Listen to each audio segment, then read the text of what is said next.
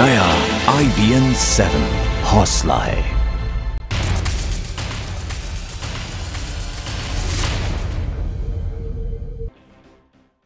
और आइए शुरू करते हैं हमारा खास बुलेटिन सुपर 50। घूस न देने पर एक महिला को ईंट से मारने वाले दिल्ली पुलिस के कांस्टेबल के मामले में अब आज गृह मंत्री राजनाथ सिंह संसद में बयान दे सकते हैं। इस मामले में गृह मंत्रालय ने कल ही दिल्ली पुलिस से रिपोर्ट तलब की थी। दिल्ली के मथुरा इलाके में एक महिला को ईंट से मारने वाले ट्रैफिक पुलिस के कांस्टेबल को बर्खास्त कर दिया गया है। वहीं Delhi police commissioner BS Bassi ने घटना पर पुलिस वालों की ओर से खेद जाहिर किया है। फिलहाल दिल्ली की रहने वाली पीड़ित रमनजीत कौर ने IBN 7 से बातचीत करते हुए कहा है कि दिल्ली पुलिस ने आरोपी कांस्टेबल पर महज कार्रवाई का दिखावा किया है। वो आरोपी कांस्टेबल को छोड़ेंगी नहीं और केस को आगे तक लेकर जाएंगी। महिला के मुताबिक सिपाही ने रेड लाइट जंप करने का आरोप लगाते हुए 200 रुपए की घूस मांगी थी और पैसे न देने के साथ उसके साथ मारपीट भी की। घटना के बाद महिला का मेडिकल भी कराया गया, जिसमें पता चला कि उसके हाथ में फ्रैक्चर है। दिल्ली में हुई DTC ड्राइवर की हत्या का मामला अब और ज्यादा गर्माता जा रहा है। मुआवजे की राशि 1 करोड़ रुपए किए जाने की मांग को लेकर DTC ड्राइवर्स की हड़ताल आज दूसरे दिन भी लगातार जारी है, जिसके कारण आज भी लोगों को काफी मुश्किलों का सामना करना पड़ रहा है। राज्य सरकार ने हड़ताल खत्म करने को कहा है। हड़ताल के चलते अब लोगों की परेशानी को देखते हुए दिल्ली सरकार ने चेतावनी देने की बात की और हड़ताली कर्मचारियों पर एस्मा लगा दिया है। दिल्ली के परिवहन मंत्री गोपाल राय ने मृतक के परिवार के एक सदस्य को स्थायी नौकरी और 5 लाख रुपए के मुआवजे का ऐलान किया है। साथ ही अशोक की मां के इलाज और बेटी की पढ़ाई का खर्च भी उठाने का ऐलान किया गया। दिल्ली में DTC ड्राइवर की पीट कर हत्या कर दी गई और उसके विरोध में ड्राइवरों की हड़ताल की वजह से सोमवार को मुसाफिरों को काफी परेशानियों का सामना करना पड़ा। पूर्वी दिल्ली, दक्षिण दिल्ली समेत तमाम जगहों पर बस यात्री बेहाल दिखाई दिए। तपती गर्मी में सड़कों से गायब बसों ने लोगों की परेशानी और ज्यादा बढ़ा दी। इस मामले में बीजेपी ने NDMC कन्वेंशन सेंटर से जंतर मंतर तक की कैंडल मार्च किया है और श्रद्धांजलि भी दी है। इसमें दिल्ली बीजेपी अध्यक्ष सतीश उपाध्याय के अलावा बीजेपी के तमाम कार्यकर्ता भी शामिल हुए। सतीश उपाध्याय ने मृतक के परिवार को 5 लाख रुपए के मुआवजे का भी ऐलान किया। दिल्ली के परिवहन मंत्री गोपाल राय ने रोडरेज में DTC के ड्राइवर की हत्या के बाद पैदा हुए हालात को राजनीतिक साजिश बताया है। गोपाल राय ने बीजेपी पर सीधा आरोप लगाते हुए कहा है कि बीजेपी के इशारे पर ही DTC ड्राइवरों ने हड़ताल बुलाई है और जनता को परेशान किया जा रहा है। केंद्रीय मानव संसाधन विकास मंत्री स्मृति ईरानी आज एक दिन के लिए अमेठी दौरे पर पहुंच गई हैं। इस दौरान वो किसान महापंचायत लगाएंगी और किसानों की समस्याएं सुनेंगी। अपने दौरे के दौरान स्मृति राजा फतेहपुर गांव भी जाएंगी, जहां फसल खराब होने से सदमे में एक किसान की मौत हो गई थी। अमेठी में स्मृति ईरानी और राहुल गांधी के दौरे को लेकर सियासी पारा गर्म है। लैंड बिल पर पूरे देश में किसानों से मिल रहे राहुल ने अब अमेठी में किसानों से अब तक मुलाकात नहीं की है। राहुल अब 18 मई को अमेठी आएंगे। पाकिस्तान ने दाऊद इब्राहिम के अपने मुल्क में होने से साफ इनकार कर दिया है। पाकिस्तानी उच्चायुक्त ने दाऊद के पाकिस्तान में होने संबंधी भारत के दाव को गलत बताया। दाऊद के बारे में बात करते हुए समय उच्चायुक्त अब्दुल बासित ने साहब शब्द का भी इस्तेमाल दाऊद के लिए किया। मोस्ट वांटेड आतंकी दाऊद इब्राहिम पर देश के गृह मंत्री राजनाथ सिंह संसद में बयान देंगे और उन्होंने कहा है कि पाकिस्तान में ही दाऊद है और वो उसे भारत लाकर ही रहेंगे। राजनाथ के मुताबिक भारत ने दाऊद के बारे में पाकिस्तान को कई सबूत दिए हैं, मगर पाकिस्तान लगातार झूठ बोल रहा है। 1993 मुंबई धमाकों के गुनहगार और अंडरवर्ल्ड डॉन दाऊद इब्राहिम को लेकर पाकिस्तान का एक बार फिर से नया फरेब सामने आया है। पाकिस्तान ने दाऊद इब्राहिम को वॉच लिस्ट में ही नहीं रखा है। दिवंगत बीजेपी नेता की बेटी और महाराष्ट्र के ग्रामीण विकास मंत्री पंकजा मुंडे ने इशारों में मुख्यमंत्री बनने की इच्छा जाहिर की। पुणे में एक रैली में लोगों को संबोधित करते वक्त लोगों से ये बात कही कि पंकजा मुंडे ने कि दूसरे राजनीतिक दलों के लोग भी महसूस करते हैं कि मुझे मुख्यमंत्री होना चाहिए। मुझे नहीं पता कि मैं मुख्यमंत्री बनूंगा या नहीं, लेकिन मेरी सच्ची ताकत लोगों की इस भावना में है कि मुझे मुख्यमंत्री बनना चाहिए। तमिलनाडु की पूर्व मुख्यमंत्री और AIADMK प्रमुख जयललिता को आखिरकार सोमवार को बड़ी राहत मिली है। आय से अधिक संपत्ति के मामले में कर्नाटक हाईकोर्ट ने उन्हें निचली अदालत की ओर से सुनाई गई 4 साल की सजा को रद्द कर दिया है। जयललिता अब जल्द ही दोबारा मुख्यमंत्री पद की कमान संभाल सकती हैं। पिछले साल दोषी ठहराए जाने के बाद CM पद उन्हें छोड़ना पड़ा था और इसके बाद राज्य में की कमान पनीरसेल्वम को सौंप दी गई थी। CIA को 160 करोड़ में बेचा। 1134 करोड़ में बिकी महान चित्रकार पाब्लो पिकासो की पेंटिंग, बनी दुनिया की सबसे महंगी पेंटिंग और कलाकृति।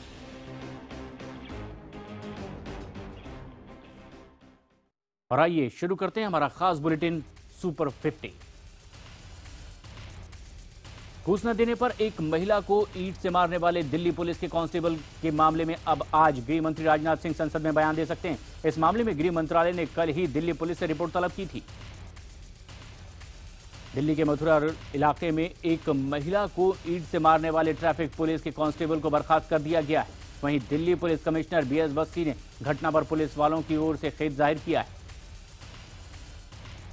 इराक दिल्ली की रहने वाली पीड़ित रमनजीत कौर ने IBN 7 से बातचीत करते हुए कहा है कि दिल्ली पुलिस ने आरोपी कांस्टेबल पर महज कार्रवाई का दिखावा किया है। वो आरोपी कांस्टेबल को छोड़ेंगी नहीं और केस को आगे तक लेकर जाएंगी। महिला के मुताबिक सिपाही ने रेड लाइट जंप करने का आरोप लगाते हुए 200 रुपए की घूस मांगी थी और पैसे न देने के साथ उसके साथ मारपीट भी की। घटना के बाद महिला का मेडिकल भी कराया गया, जिसमें पता चला कि उसके हाथ में फ्रैक्चर है। दिल्ली में हुई DTC ड्राइवर की हत्या का मामला अब और ज्यादा गर्माता जा रहा है। मुआवजे की राशि 1 करोड़ रुपए किए जाने की मांग को लेकर DTC ड्राइवर्स की हड़ताल आज दूसरे दिन भी लगातार जारी है, जिसके कारण आज भी लोगों को काफी मुश्किलों का सामना करना पड़ रहा है। राज्य सरकार ने हड़ताल खत्म करने को कहा है। हड़ताल के चलते अब लोगों की परेशानी को देखते हुए दिल्ली सरकार ने चेतावनी देने की बात की और हड़ताली कर्मचारियों पर एस्मा लगा दिया है। दिल्ली के परिवहन मंत्री गोपाल राय ने मृतक के परिवार के एक सदस्य को स्थायी नौकरी और 5 लाख रुपए के मुआवजे का ऐलान किया है। साथ ही अशोक की मां के इलाज और बेटी की पढ़ाई का खर्च भी उठाने का ऐलान किया गया। दिल्ली में DTC ड्राइवर की पीट कर हत्या कर दी गई और इसके विरोध में ड्राइवरों की हड़ताल की वजह से सोमवार को मुसाफिरों को काफी परेशानियों का सामना करना पड़ा। पूर्वी दिल्ली, दक्षिण दिल्ली समेत तमाम जगहों पर बस यात्री बेहाल दिखाई दिए। तपती गर्मी में सड़कों से गायब बसों ने लोगों की परेशानी और ज्यादा बढ़ा दी। इस मामले में बीजेपी ने NDMC कन्वेंशन सेंटर से जंतर मंतर तक की कैंडल मार्च किया है और श्रद्धांजलि भी दी है। इसमें दिल्ली बीजेपी अध्यक्ष सतीश उपाध्याय के अलावा बीजेपी के तमाम कार्यकर्ता भी शामिल हुए। सतीश उपाध्याय ने मृतक के परिवार को 5 लाख रुपए के मुआवजे का भी ऐलान किया।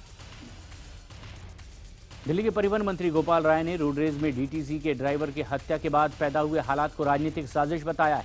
गोपाल राय ने बीजेपी पर सीधा आरोप लगाते हुए कहा है कि बीजेपी के इशारे पर ही DTC ड्राइवरों ने हड़ताल बुलाई है और जनता को परेशान किया जा रहा है। केंद्रीय मानव संसाधन विकास मंत्री स्मृति ईरानी आज एक दिन के लिए अमेठी दौरे पर पहुंच गई हैं। इस दौरान वो किसान मनोपंचायत लगाएंगी और किसानों की समस्याएं सुनेंगी। अपने दौरे के दौरान स्मृति राजा फतेहपुर गांव भी जाएंगी, जहां फसल खराब होने के सदमे में एक किसान की मौत हो गई थी। अमेठी में स्मृति ईरानी और राहुल गांधी के दौरे को लेकर सियासी पारा गर्म है। लैंड बिल पर पूरे देश में किसानों से मिल रहे राहुल ने अब अमेठी में किसानों से अब तक मुलाकात नहीं की है। राहुल अब 18 मई को अमेठी आएंगे। पाकिस्तान ने दाऊद इब्राहिम के अपने मुल्क में होने से साफ इनकार कर दिया है। पाकिस्तानी उच्चायुक्त ने दाऊद के पाकिस्तान में होने संबंधी भारत के दाव को गलत बताया। दाऊद के बारे में बात करते हुए समय उच्चायुक्त अब्दुल बासित ने साहब शब्द का भी इस्तेमाल दाऊद के लिए किया। मोस्ट वांटेड आतंकी दाऊद इब्राहिम पर देश के गृह मंत्री राजनाथ सिंह संसद में बयान देंगे और उन्होंने कहा है कि पाकिस्तान में ही दाऊद है और वो उसे भारत लाकर ही रहेंगे। राजनाथ के मुताबिक भारत ने दाऊद के बारे में पाकिस्तान को कई सबूत दिए हैं, मगर पाकिस्तान लगातार झूठ बोल रहा है। 1993 मुंबई धमाकों के गुनहगार और अंडरवर्ल्ड डॉन दाऊद इब्राहिम को लेकर पाकिस्तान का एक बार फिर से नया फरेब सामने आया है। पाकिस्तान ने दाऊद इब्राहिम को वॉच लिस्ट में ही नहीं रखा है। दिवंगत बीजेपी नेता की बेटी और महाराष्ट्र के ग्रामीण विकास मंत्री पंकजा मुंडे ने इशारों में मुख्यमंत्री बनने की इच्छा जाहिर की। पुणे में एक रैली में लोगों को संबोधित करते वक्त लोगों से ये बात कही कि पंकजा मुंडे ने कि दूसरे राजनीतिक दलों के लोग भी महसूस करते हैं कि मुझे मुख्यमंत्री होना चाहिए। मुझे नहीं पता कि मैं मुख्यमंत्री बनूंगा या नहीं, लेकिन मेरी सच्ची ताकत लोगों की इस भावना में है कि मुझे मुख्यमंत्री बनना चाहिए। तमिलनाडु की पूर्व मुख्यमंत्री और AIADMK प्रमुख जयललिता को आखिरकार सोमवार को बड़ी राहत मिली है। आय से अधिक संपत्ति के मामले में कर्नाटक हाईकोर्ट ने उन्हें निचली अदालत की ओर से सुनाई गई 4 साल की सजा को रद्द कर दिया है। जयललिता अब जल्द ही दोबारा मुख्यमंत्री पद की कमान संभाल सकती हैं। पिछले इस साल दोषी ठहराए जाने के बाद CM पद उन्हें छोड़ना पड़ा था और इसके बाद राज्य में की कमान पनीरसेल्वम को सौंप दी गई थी। जयललिता को मिली राहत के बाद एआईएडीएमके खेमे में जश्न का माहौल है। दरअसल जैसे ही जयललिता की सजा रद्द किए जाने की खबर आई, जयललिता के समर्थकों और एआईएडीएमके के कार्यकर्ताओं में खुशी की लहर दौड़ पड़ी। आय से अधिक संपत्ति के मामले में कोर्ट से बरी होने के बाद जयललिता ने खुशी जताई है। हाई कोर्ट के फैसले को लेकर बीजेपी नेता सुब्रमण्यम स्वामी ने हैरानी जताई और वरिष्ठ वकील प्रशांत भूषण ने इसे न्यायपालिका के लिए काला दिन बताया और कहा कि न्याय से खिलवाड़ हुआ है। कांग्रेस उपाध्यक्ष राहुल गांधी ने सोमवार को केंद्र सरकार पर एक बार फिर से जोरदार हमला बोला है। राहुल का कहना है कि एक तरफ केंद्र सरकार तटीय इलाकों में तमाम स्थानीय मछुआरों को मछली पकड़ने की इजाजत नहीं दे रही है, वहीं दूसरी तरफ विदेशी जहाज और बाहर के मछुआरे लगातार यहां मछली पकड़ रहे हैं। कल देर रात दिल्ली मेट्रो तकनीकी खराबी के चलते यात्रियों को थोड़ी मुश्किल का सामना करना पड़ा। रात करीब 11:15 बजे नोएडा से द्वारका की तरफ जा रही मेट्रो मंडी हाउस के स्टेशन के पास बिजली बंद होने की वजह से रुक गई और इससे यात्री परेशान हुए। दिल्ली के बाद गुड़गांव में भी रोड रेस की घटना सामने आई है। पुलिस वाला बॉर्डर पर ड्रंक एंड ड्राइव का चालान काट रहा था और इसी दौरान ओवर स्पीड से आ रही एक कार को रोकने की उसने कोशिश की, लेकिन कार चालक ने गाड़ी रोकने के बजाय पुलिस वाले पर ही गाड़ी चढ़ा दी। देर रात बुद्धा गार्डन के पास 2 वाहनों की टक्कर हुई है, जिसमें 4 लोग गंभीर रूप से घायल हो गए हैं। घायलों को राम मनोहर लोहिया अस्पताल में उपचार के लिए भर्ती करवाया गया है। ब्लैक मनी अब बिल राज्यसभा में पेश किया जाएगा। काला धन पर नकेल लगाने की कोशिश में कल सरकार को बड़ी कामयाबी मिली है, जब ब्लैक मनी बिल लोकसभा में ध्वनि मत से पास हो गया। ब्लैक मनी बिल में भारी जुर्माने और आपराधिक मुआवजे की कार्रवाई के प्रावधान किए गए। ब्लैक मनी बिल आज लोकसभा में पास हो गया और बिल पास होने के बाद वित्त मंत्री अरुण जेटली ने कहा है कि विदेशों में काला धन रखने वालों की अब खैर नहीं है। ब्लैक मनी बिल के दोनों सदनों में पास होने के बाद अब विदेशों में अवैध धन रखने वालों के लिए 10 साल तक की कड़ी सजा और जुर्माने के साथ 120% तक कर वसूलने का प्रावधान है। प्रधानमंत्री नरेंद्र मोदी की चीन यात्रा से 2 दिन पहले नेटवर्क 18 की टीम चीन पहुंच चुकी है। नेटवर्क 18 और सेंटर फॉर स्ट्रेटेजिक और पीस स्टडीज की संयुक्त रूप से इंडिया चीन डायलॉग कार्यक्रम चल रहा है। ये कार्यक्रम अब से थोड़ी देर पहले सुबह 7:30 बजे शुरू हुआ है। इंडिया चीन डायलॉग कार्यक्रम में अलग अलग क्षेत्रों से भारत और चीन के संबंधों की और मजबूत करने के लिए कांग्रेस को सोमवार को लोकसभा में उस वक्त फजीहत सहनी पड़ी जब कांग्रेस के सांसद अभिजीत मुखर्जी ने लोकसभा में विनियोग बिल की जगह वित्त बिल के कागज हाथ में लेकर बोलना शुरू कर दिया, जबकि वित्त बिल पहले ही लोकसभा में पास हो चुका है। लोकसभा चुनाव के समय सेल्फी लेने के मामले में अहमदाबाद की एक अदालत ने प्रधानमंत्री नरेंद्र मोदी के खिलाफ की गई अर्जी ठुकरा दी है। इससे पहले मामले की जांच अहमदाबाद क्राइम ब्रांच ने की थी, जिसमें पीएम मोदी को क्लीन चिट दे दी गई थी। हरियाणा के हजारों गेस्ट टीचरों की सेवाएं खत्म होंगी। हरियाणा सरकार ने हाई कोर्ट में साफ कर दिया है कि सरकार 2 हफ्ते के भीतर ही ऐसे 4073 गेस्ट टीचर्स की सेवाएं खत्म कर देगी। जम्मू कश्मीर के अनंतनाग जिले के हालमुल्ला में आतंकियों ने सीआरपीएफ की पेट्रोलिंग पार्टी पर अचानक हमला कर दिया। हमले में एक असिस्टेंट सब इंस्पेक्टर समेत 2 लोग शहीद हो गए। पुलिस के मुताबिक श्रीनगर हाईवे पर अनंतनाग जिले में आतंकियों ने सीआरपीएफ गश्ती दस्त पर अचानक हमला कर दिया था। हैदराबाद की मेट्रोपॉलिटन सेशन कोर्ट ने करोड़ों के सत्यम घोटाले में सभी 10 दोषियों को बेल दे दी है। हालांकि ये सशर्त बेल है। रामलिंगा और उनके भाई रामाराजू को 1 लाख रुपए का पर्सनल बॉन्ड भरना होगा। लगातार बदनाम और हताश हो रही मुंबई पुलिस में सुधार के लिए मुंबई पुलिस कमिश्नर ने एक नई पहल की है। एक सर्कुलर जारी करके पुलिस कर्मियों से उनके साथियों से जुड़ी जानकारी गुप्त तरीके से हासिल की जा रही है।